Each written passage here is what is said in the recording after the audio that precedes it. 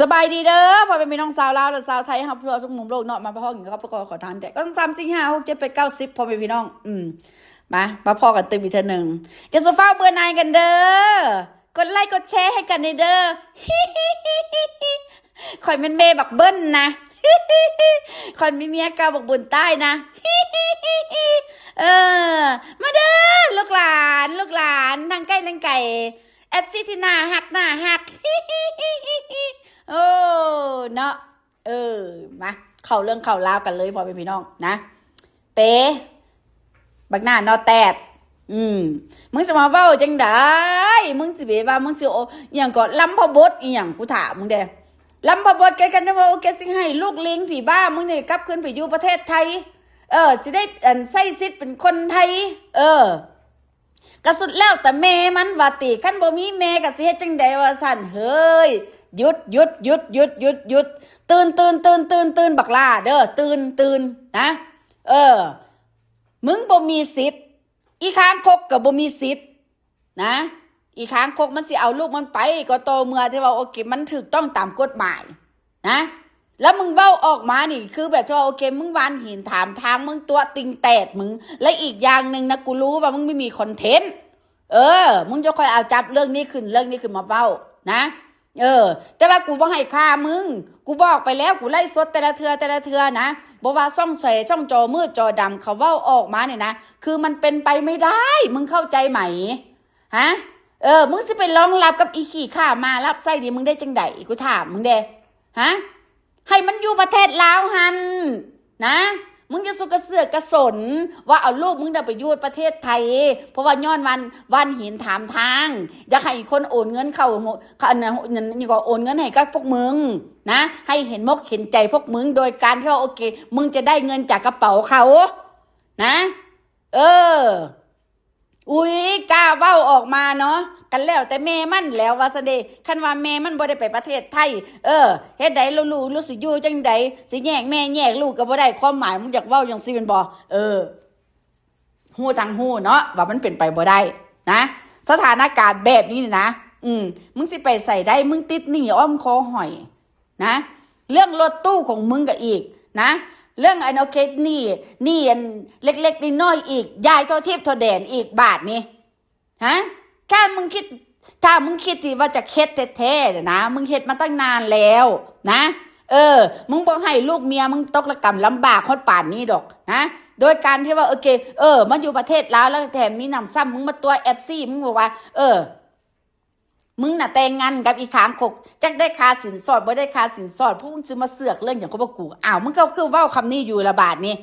ฮะมึงสิซักเอาอีขางคกโอเคเข้าไปในพื้นแผ่นดินประเทศไทยน่ะนะโดยการที่โอเคมันบ่มีเอกสารมันก็เป็นไปบ่ได้นะรู้ทั้งรู้มันก็ต้องมีที่มาที่ไปมันบ่แม่นว่าจู่ๆโอเคมึงสิย่างเข้าไปได้ในประเทศอันนั้นอีข้างโคกสิย่างเข้าไปในประเทศไทยแล้วโอเคสิไปใส่สิเป็นร้องเรียนว่าโอเคเป็นแม่อีลิงผีบ้านะมันก็เป็นไปบ่ได้นะมึงจะสมาตัวน้ำแบบคุณให้กับ FC ฟังเด้อสิ่งที่มึงเว้าออกมาเนี่ยมึงฮู้จักบ่บอกปีมันสะท้อนให้พวกมึงฮู้สะท้อนให้ฮู้จักว่าพวกมึงนี่นะสิ้นคิดนะพวกหมากินความคิดไอ้มึงเว้าบอกว่าโอเคทรัพย์สินทางปัญญาน่ะอีค้างโคกไปใกล้ตั๊กแตนอีค้างโคกโอเคสิแกะขี้หูสิดีดไข่เห่ามันก็ทรัพย์สินทางปัญญาแล้วที่หัวปอดมึงได้บาทนี้บัดเวลามึงสแต็กโซได้บาทนี้บัดเวลาที่ว่าโอเคมึงด่า FC เด้หรือว่าโอเคอินเตอร์เทนเมนต์ต่างๆเด็กก็แสดงว่ามึงก็ขโมยเข้ามาเหมือนกันนะขโมยทรัพย์สินทางปัญญานะโอ๊ยบักหน้าหีบักหน้าเลียเตดบักหามึงเว้าออกมาได้เนาะพ่อแม่พี่น้องเว้าออกมาแล้วว่าขโมยทรัพย์สินทางปัญญาว่าสั่นซะอีค้างโคกสิต้นอีค้างโคกสิดีดแค่ไข่เห่าอีค้างโคกสิแคะขี้หูว่าสั่นเด้ก็เป็นทรัพย์สินทางปัญญาเวลาที่โอเคมึงตั้ง YouTube ขึ้นมาเมื่อมึงสร้างช่องแล้วมึงตั้ง YouTube ขึ้นมาเนี่ยมันขโมยทรัพย์สินทางปัญญาไหมล่ะฮะช่องอื่นๆเขาก็เฮ็ดคือกันบ่แม่นว่าสิเอาแต่ความปากความเว้าของมึงนะ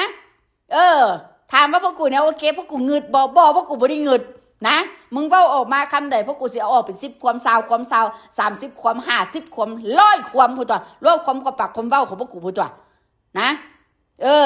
พวกกูเว้าหยังออกมาเนี่ยมันบ่มีคิดมีบ่มีพิษดอกเด้อนะพวกกูเอานะความจริงมาเว้าล้วนๆนะโดยเฉพาะเป็นพี่น้องชาวลาวหรือชาวไทยที่ว่ามาบอกว่าโอเคมึงนี่นะ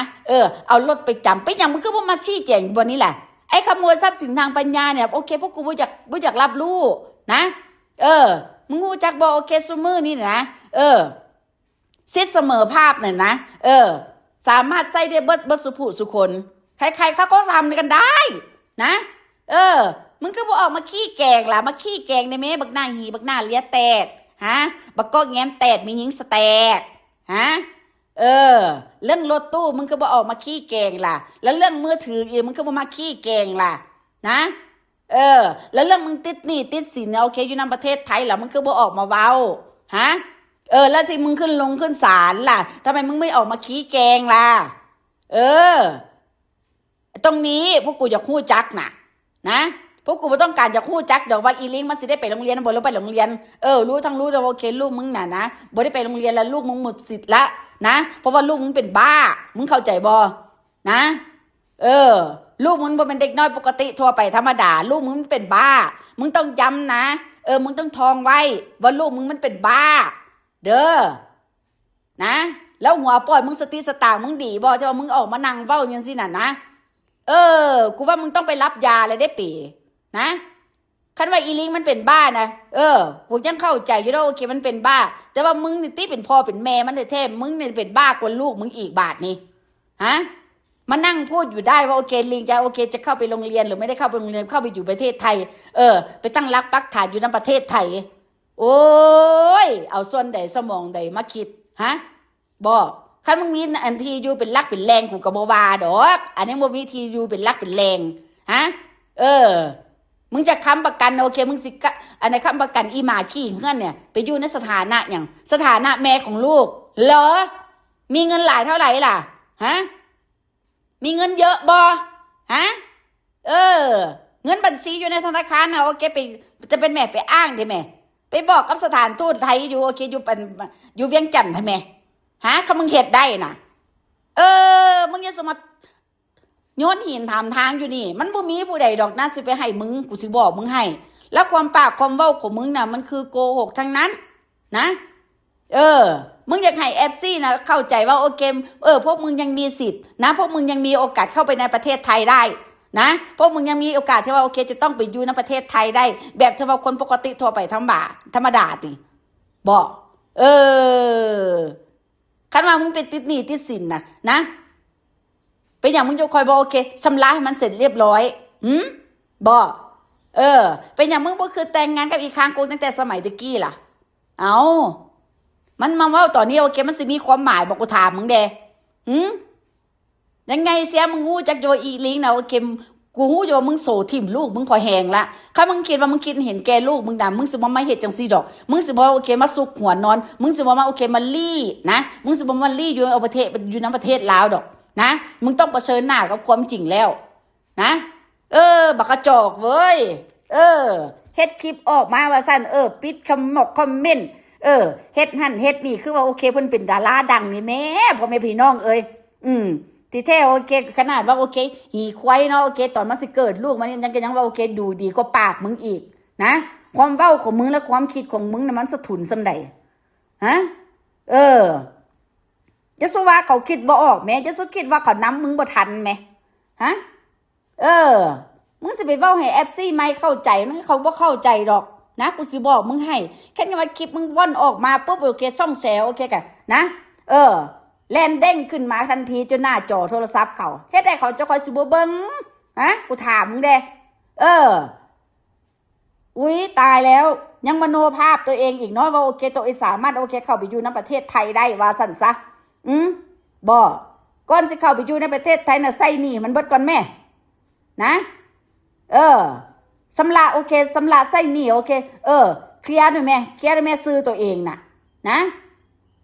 ตราบใดที่ว่าเคลียร์ซื้อของตัวเองยังบ่ได้นะอย่าเสือกมาพูดเกี่ยวกับโลกโซเชียล นะเดี๋ยวจะมาเสือกมาว่าให้คนอื่นเสือมึงว่าโอเคมึงเนี่ยนะสามารถเข้าไปอยู่ในประเทศไทยได้แล้วเอาอีหมาขี้เงื่อนนะลูกอีไปจ้างไงนี่นะเข้าไปอยู่ในประเทศไทยได้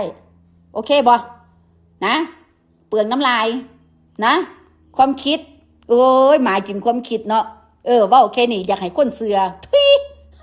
เอาทอเป็นไม่ได้ตอนนี้แหละพ่อแม่พี่น้องอยู่ก็งั้นอีกครั้งกกนั่นแหละนะให้มันก้านตักกะแตนให้มึงสแตกบักหน้าหีบักหน้านอแตกเอาตอนนี้แหละพ่อแม่พี่น้องว่าแต่เฉพาะมันเด้อพ่อแม่พี่น้องนะบ่ได้ละลาบละล่วงโอเคว่าถึงคนอื่นเนาะค่ะเนาะอันนี้ว่าแต่เฉพาะบักเป๋กับอีกครั้งโคกเนาะโดยเฉพาะมันไผ่แล้วพ่อแม่พี่น้องนะลูกอีเมจ้างนะไทยบ้านนาธาตุนะซื้อแม่มันซื้ออย่างซื้ออีสายสมอนอีแก้วหีดวงว่าสั้นซะ เอาตอนนี้แหละโอเคบ๊ายบาย